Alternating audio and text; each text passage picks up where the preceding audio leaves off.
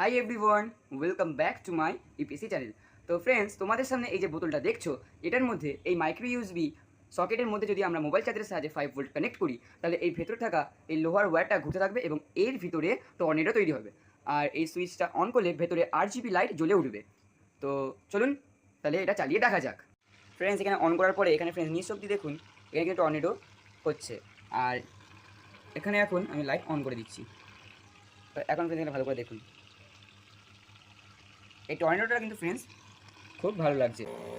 তো এখন আমরা এখানে লাইট অফ করে দিচ্ছি।